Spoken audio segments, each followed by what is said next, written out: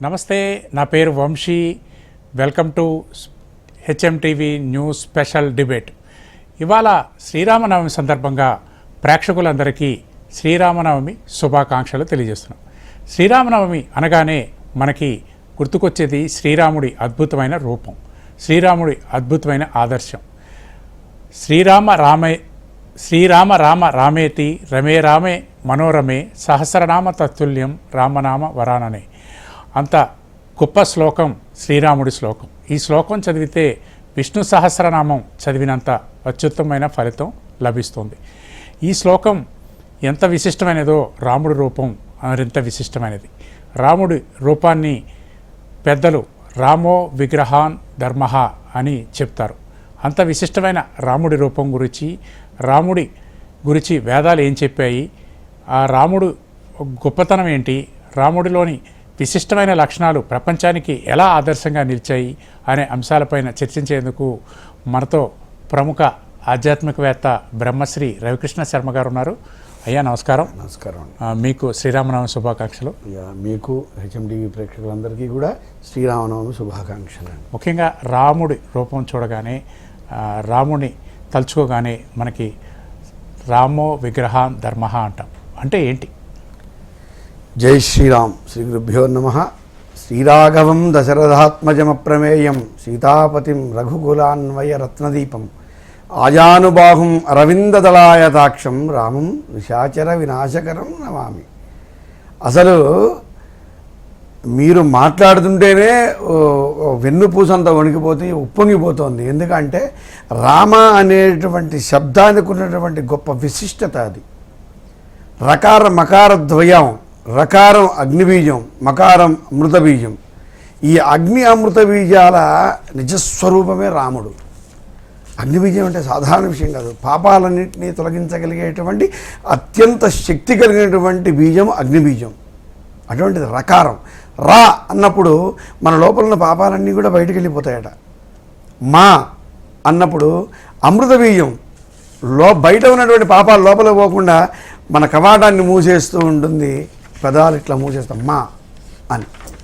అంత గొప్ప విశేషం రాముడు. ఈ రోజున శ్రీరామనవమి మనం జరుపుకోవడం, అందులో రాముల వారి గురించి రామో విగ్రహవాన్ ధర్మః ఎవరు చెప్పారు? మహర్షులో, సిద్ధులో, యోగులో, పుంగవులో, భక్తులో. రాముడి భార్య సీతాదేవో లేదా దశరథ మహారాజు చెప్పలేదు. రావణాసుడి దగ్గర అత్యంత ప్రీతిపాత్రుడైనటువంటి అనుచరుడు మారీచుడు చెప్పాడు. బంగారు లేడి రూపంలో సీతామ్మవారి దృష్టి నుంచి దూరంగా తీసుకెళ్ళి రాముల వారిని దూరంగా తీసుకెళ్ళిన తర్వాత రావణ అపహరణకు గురి చేసినటువంటి మారీచుడు చివరిలో చెప్పాట రావణాసురుడికి, రాముడు అంటే మానవుడు కాదు, రాముడు అంటే కేవలం మనిషి కాదు, రామో విగ్రహవాన్ ధర్మః. ధర్మాన్ని గనక పోతపోసి ఒక మనిషిని గనక చేస్తే గనక, ఒక రూపంలో గనక తిరిగాడితే గనక, ఒక మనిషిగా సంచరిస్తే కనుక ఆ ధర్మమే రాముడు. రామో విగ్రహవాన్ ధర్మః అని చెప్పి రాక్షసుల్లో అత్యంత రావణాసుడికి ప్రీతిపాత్రుడైన మారీచుడు చెప్పినటువంటి మాట. మహర్షులో, యోగులో, భక్తులో చెప్పిన మాట కాదు.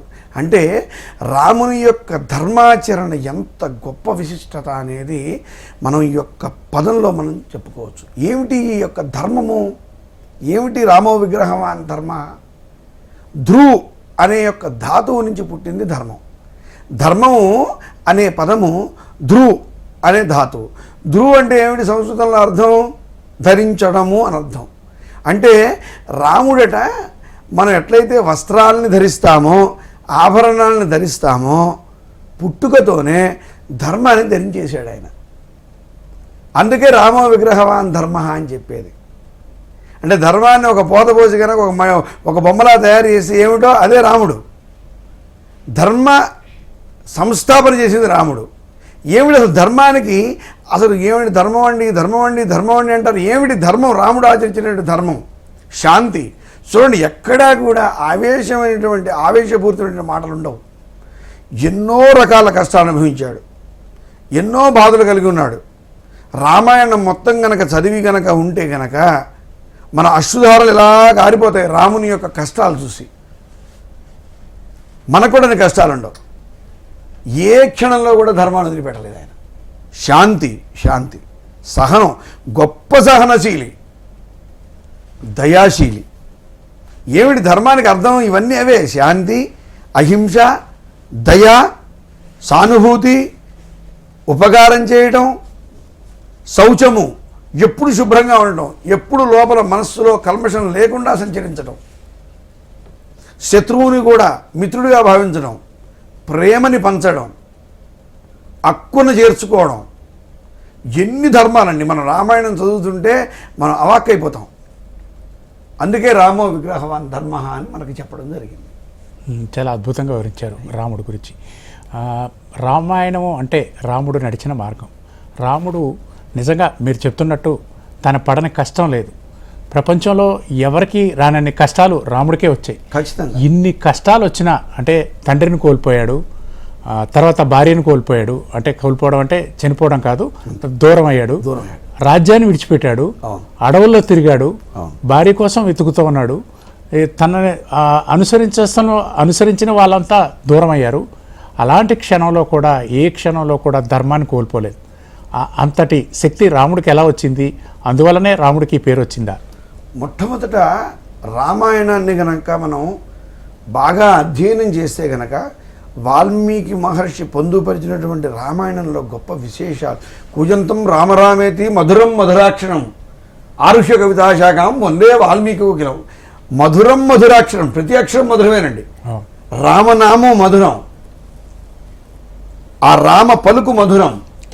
అలా మనం మధురాన్ని కనుక తీసుకుంటే చూడండి, ఆయన బాల్యంలో బాలకాండ కనుక మనం కనుక పరిశీలించినట్టయితే వేదాధ్యయనం చేసినప్పుడు ఆ యొక్క ఆభరణాలు అవి ధరించకుండా ఆయన అన్నీ త్యాగం చేసి అడవి మార్గం గుండా ఆయన అడవులకు వెళ్ళినప్పుడు, అలాగే గురువుల యొక్క మాట వేదవాక్కుగా భావిస్తూ గురువాక్కుని ఉన్నదున్నట్టుగా భావించి ఆయన గురువుని గనక వెనకాలే నడిచి అడవి ప్రాంతంలో నడిచినప్పుడు కానివ్వండి, అలాగే తండ్రి మాట కానీ తల్లి మాట కానీ జవదాటకుండా ఉండటం కానివ్వండి, ఎక్కడ చూసినా చూడండి ప్రతి వ్యక్తిని ఏ స్థానానికి ఎక్కడ విలువ ఇవ్వాలో, ఎక్కడ ఎంతవరకు మాట్లాడాలో, ఎక్కడ ఎంతవరకు తన యొక్క శక్తిని ప్రదర్శించాలో తెలిసినటువంటి ఏకైక స్వరూపం రామస్వరూపం. మీరు బాగా గమనిస్తే కనుక 14 సంవత్సరాల పిల్లవాడు దశరథ మహారాజు దగ్గరికి విశ్వామిత్ర మహర్షి వచ్చి నా యాగ సంరక్షణార్థం నీ పుత్రుణ్ణి పంపించమని అడిగినప్పుడు కంటికి ధారగా విలపించాడు ఆ దశరథ మహారాజు.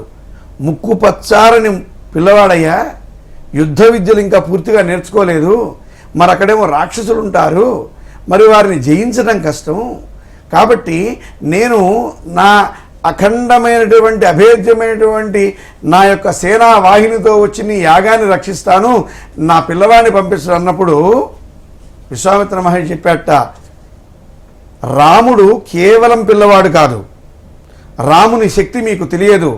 దశరథ నువ్వు నాతో పాటు రాముడిని పంపిస్తామని అడిగినప్పుడు పంపించాడు. పంపించినప్పుడు అక్కడ చాలా విచిత్రమైనటువంటి విశ్వామిత్ర మహర్షి వెంట వెళ్ళు, గురువు గారు ఏది చెబితే అది చెయ్యి అని చెప్పేశాడు దశరథ మహారాజు. అంతే, ఇంకా మరో శబ్దం వినపడలేదు, మరో శబ్దం అనేది తెలియదు. గురువు గారి వెంట నడుచుకుంటూ వెళ్ళిపోయాడు అడవిలోకి. ఆ అరణ్యంలో నడుస్తూ తాటకిని సంహరించమంటే తాటకిని, మారీచ సుబాహుల్ని సంహరించమంటే మారీచ సుబాహుల్ని సంహరించడానికి, యాగరక్షణ చేయమంటే యాగరక్షణ, లేచాడు, కూర్చోమంటే కూర్చోడు. చూడండి, కౌసల్య సుప్రజారామ పూర్వ సంధ్యా ప్రవర్తతే ఉత్తిష్ట నరశార్థుల కర్తవ్యం దైవమాన్నికం. విశ్వామిత్ర మహర్షి చెప్పిన ఒక్క మాటకి లేచి కూర్చున్నట్ట స్వామి. అంటే గురువు యొక్క మాట వేదవాక్కుగా భావించాడు ఆయన. అలాగే తండ్రి వెళ్ళమనగానే నాకు చేత కావడం లేదనో నేను వెళ్ళనను మరొక మాట మాట్లాడలేదు, గురువుగారి వెంట వెళ్ళిపోయాడంతే. అలాగే కైకేయి పినతల్లండి కైకేయి, ఆ సమయంలో తెల్లవారితే పట్టాభిషేకం, మహారాజు అయిపోతున్నాడు, అయోధ్య నగరానికి కిరీటాన్ని పెట్టుకోబోతున్నాడు. ఆ సమయంలో తండ్రి చెప్పకుండా తండ్రి మాటగా కైకేయి చెప్పినటువంటి ఒక్క మాటకి భరతుడికి పట్టాభిషేకము, నీకు అరణ్యవాసము అని ఒక్క మాట చెబితే నువ్వెవరమ్మా చెప్పడానికి, మా నాన్నగారిని పిలువు, మా నాన్నగారు చెబితే వింటాను, ఆయనే చెప్పాలి లేకపోతే వినడం లేదు. అమ్మా నువ్వు చెప్పావంటే నా తండ్రి చెప్పినట్టే. మాతృదేవో భవ పితృదేవో భవ, నువ్వు నా తల్లివి. అమ్మ చెప్పితే ఒకటి, నాన్న చెప్పితే ఒకటి కాదు. అమ్మ చెప్పిందంటే నాన్న చెప్పేసినట్టే. అమ్మ అబద్ధం ఆడదు. కాబట్టి నువ్వు ఎలా కోరుకుంటే అలాగే నేను ప్రవర్తిస్తానమ్మా. నేను దీన్ని జవదాటను. తప్పనిసరిగా తమ్ముడికి పక్షాభిషేకం నిర్వహించండి, నేను ఖచ్చితంగా అరణ్యవాసాన్ని చేస్తాను అని తృణప్రాయంగా స్వీకరించాడండి. తృణప్రాయంగా. ఎంత ధర్మమూర్తి అండి. ఈ రోజున ఒక్క మాట తండ్రి చెబితే అమ్మ చెప్పలేదనో, అమ్మ చెబితే నాన్న చెప్పలేదనో మన పిల్లలందరూ కూడా ఎగర్తిచ్చి మాట్లాడుతూ ఉంటారు. కానీ రాముడు అది కాదు. రామాయణము అని ఇందాక మీరు అన్నారు ఒక మాట. రామాయణము అంటే మనకి దక్షిణాయనం ఉత్తరాయణం అని రెండు ఉంటాయి కాలాల్లో. రామాయణం కూడా మొత్తం సంవత్సరం అంతా అన్నట్టు. ఆయనము అంటే నడిచేది అని అర్థం, ఆయనము అంటే దారి చూపేది అని, మార్గానిర్దేశం చేసేది అని అర్థం. రాముని బాటలో నడవటమే రామాయణం. కథ కాదు, పురాణం కాదు, శాస్త్రం కాదు, అదొక వచనం కాదు, అదొక సబ్జెక్ట్ కాదు. రామాయణం అంటే రాముడు నడిచిన దారిలో నడవటం, తండ్రిని ఎలా చూసాడో అలా చూడటం, తల్లి మాట ఎలా విన్నాడో అలా వినడం, ప్రజల్ని ఎలా సంరక్షించాడో అలా రక్షించడం, దుష్ట శిక్షణ ఎలా చేశాడో అలా చేయడం, శిష్ట రక్షణకు ఏం కావాలో ఎలా నిర్వర్తించాడో దాన్ని నిర్వర్తించడం. ఒక్కొక్క మాట, ఒక్కొక్క వేదవాక్కు. ఎంత గొప్ప మహర్షి అండి, ఎంత గొప్ప మహర్షి అంటే.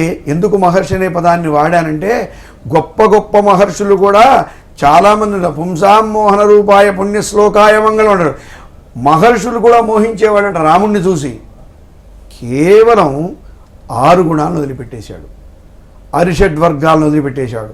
కామ, క్రోధ, లోభ, మోహ, మద, మాత్సర్యాలను వదిలేశాడు.